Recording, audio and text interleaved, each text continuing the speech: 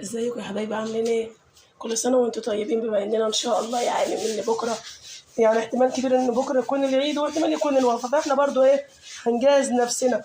احنا عندنا في بيت اهلي يعني عشان بيبقى طالعين من صيام والناس بطنها مجروحة ما بتستحملش تاكل اي حاجة. هنعمل ايه؟ شوية عيش عرب كده، بنعجنه دي بمية بملح بس زي عجينة الرقاق كده، ونعجنوه يا حبايبي وبنقطعه بالمكنه. هوريكم برضو انا بعمله، فانا جاي اعجنه معاكم اهو وبنشفه بعد ما بخلصه، وبعمله زي الرز بلبن كده بنفطر بيه الصبح كده.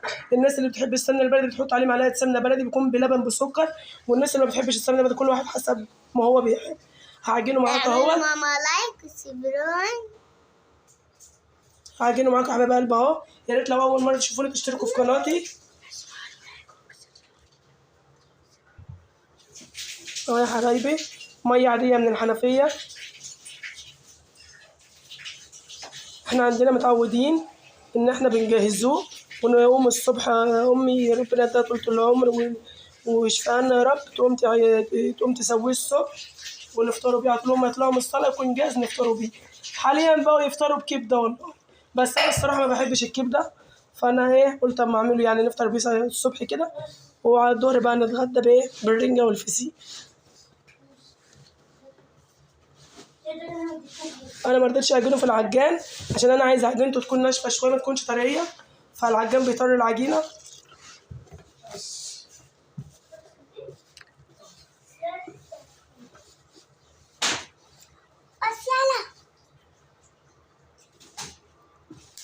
اهو يا حبايب قلبي،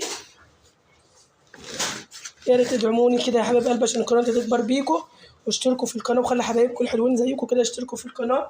اسمع بحبكم كلام في الله ماما كده. عشان ماما حبيبتنا. انا قلت اسكتي، أنا انا أتكلم. قلت اسكتي، ماما أتكلم. انا قلت اسكتي. أول ما بس يا حبايبي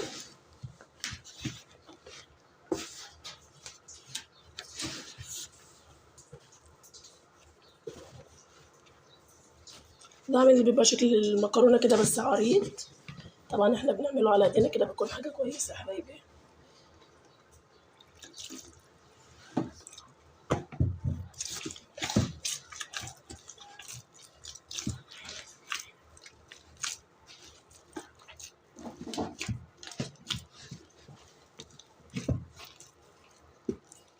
كل سنه وحبايبي طيبين وانت عليكم بخير يا رب، ويكون حاجه خفيفه على المعده كده.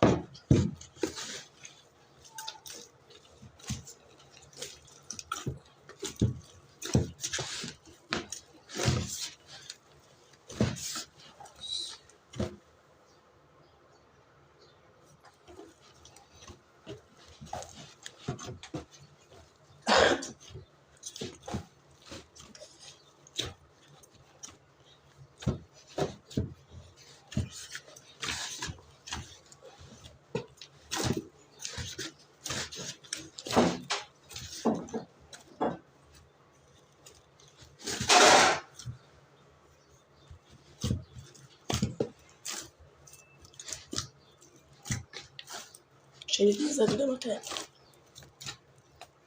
عشان المنزل. حط الميزان هنا.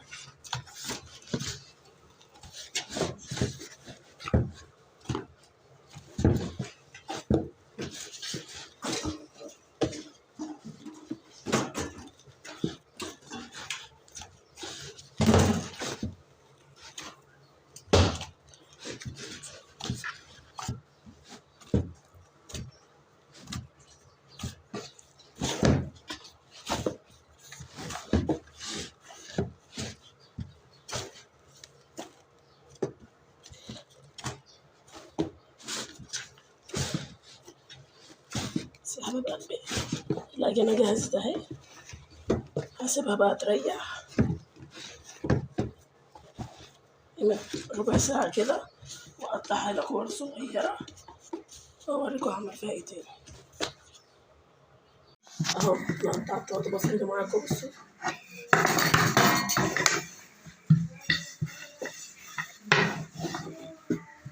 كتروا دقيق كده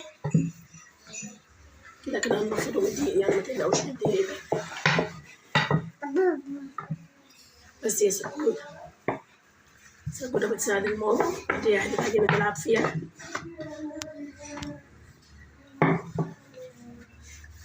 دعواتكم كده سجودة ربنا يشفيها يا رب.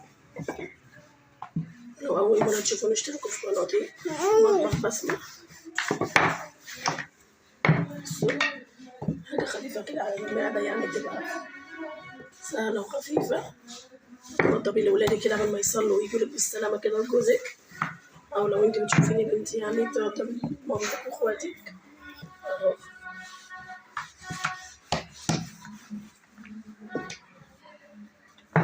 بس حبايب قلبي، هو أنا بقطعه مش كبير يعني، بنقطعه كده.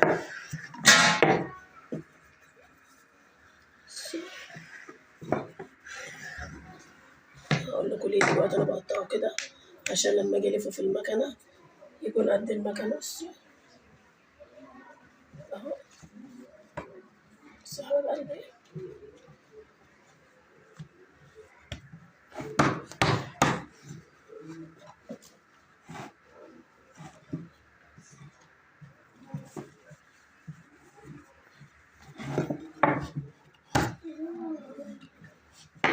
بصوا حبايب قلبي هسه كده أنا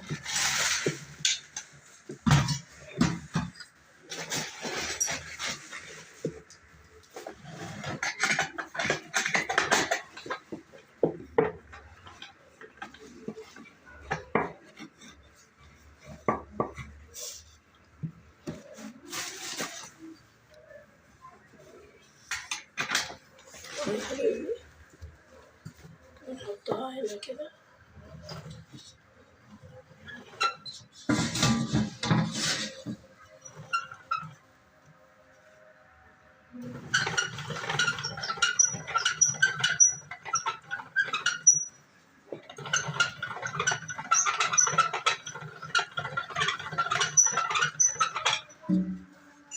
بصوا ما بكونش لازق في بعض ازاي، هو بكون عريض كده.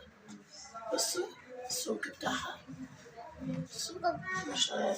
مش كبير كده حبايب قلبي، مش تخين. وبنحمصوه في الفرن كده عشان يكون ناشف، وبقى بيتسوي في اللبن. انا هوريكم دلوقتي كل دوت وانا بعمله.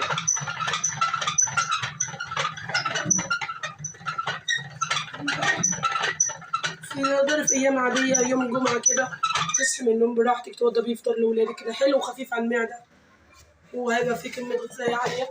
لو انت بتحبي السمنه البلدي او انت بتحبي السمنه البلدي، بتحط له معلقه سمنه بلدي كده بعد ما بتسووه وانتوا بتفطروا فيه، بيبقى بسم الله ما شاء الله طعمه تحفه وجميل.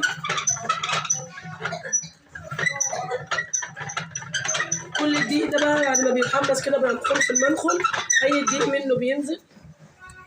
اهو بصوا وريهم المكنه دي يا حبايب قلبي بتاعت العيش العرب، دي بتخبز العيش. الناحيه دي بتعمل حاجه زي اسمها مخروطه. يعني ايه مخروطه؟ زي الكسكسي بالظبط، بس بتبقى شعريه طويله زي ده كده بس رفيع.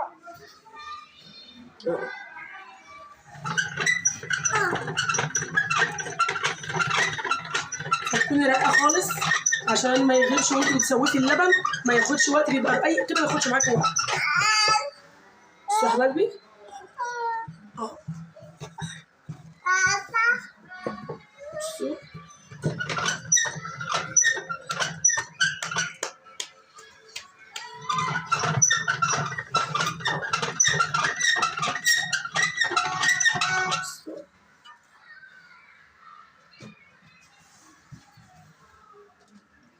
انا حطيتها في الفرن اهي. بصوا انا بنشفها في الفرن. بصوا بيكون شكلها بس لسه بس تنشف شويه واوريها لكم اهي. بصوا يا حبايبي كميه اللهم بارك. وفي تاني منه لقيت كتير، رحت عملت منه ايه اندومي للولاد كده. بصوا ده بالناحيه بتاعت المخروطه، بصوا ناشفه وجميله ازاي. بصوا اهو شكلها في الفرن. بصوا صباح الخير، صباح العسل، كل سنة وحبايب قلبي طيبين.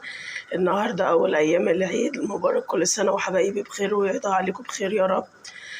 طبعا عملت العيش العرب عشان أفطر بيه أولادي، فدلوقتي لبستهم ونزلوا عيدوا كده على جدهم، فأنا جهزت معاكم هجهزه معاكم أهو. حطيت شوية مية كده وبنحط الباقي لبن. هنبدأ كده نقول بسم الله. أول ما يغلي كده هننزل عليه بالسكر حسب ما انتوا عايزين السكر اللي انتوا هتحطوه، وبعد كده بننزل عليه بالعيش العربي، بنفضل نقلب فيه لحد ما يستوي. يا حبايب قلبي هوريكم كل حاجة اهو. بصوا أنا حطيت حوالي كيلو وشوية لبن كده، يعني هنقول كله كده 2 كيلو مية بلبن.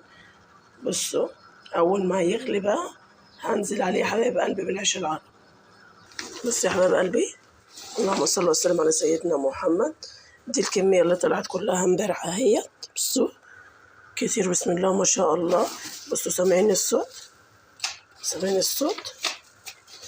بصوا ناشفة خالص اهي. بتقدري تخزنيها في كيس وتعلقيها في اي مسمار عندك في المطبخ، او تشيليها في اي حاجه تكون هوا، يعني ما تكونش في حته فيها حراره ولا كده. وزي ما اعمل اهوت اللبن. بصوا بسم الله ما شاء الله. اللبن بيغلي معايا اهو يا حبايب قلبي اهوت، بدأ يغلي كده خلاص اهو. بصوا بسم الله. بسم الله. الاسمر ده ما تقلقوش، يعني حتة احمرت مني قوي امبارح وانا بسويه.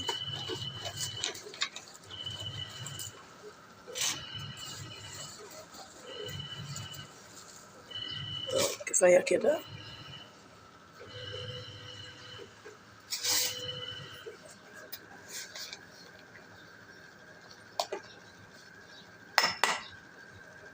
ده بصوا يعني واحدة احمرت قوي بس مني، مش حاجة يعني.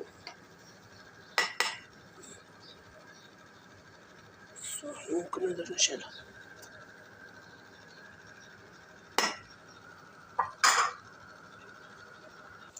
بصوا يا حبايب قلبي انا هنزل بالسكر اهو.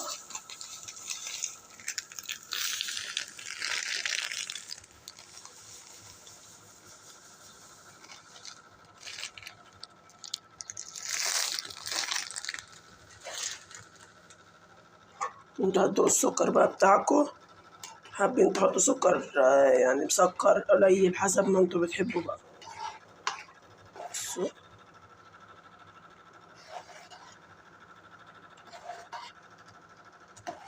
هنحط لها كده معلقة فانيليا تدرعها حلوة. بصوا يا حبايب قلبي شوية فانيليا سايلة كده تدرعها وطعم جميل.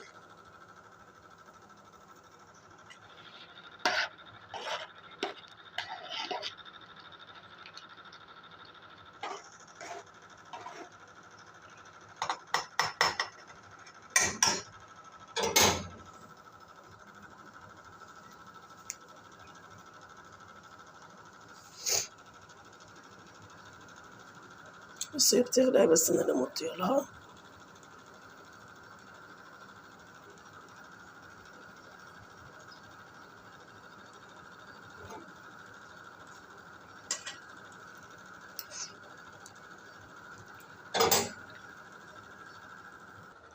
بس يا حبايب قلبي حاجات العيد اللي انا عاملاها في البيت اهي. بس بسم الله ما شاء الله.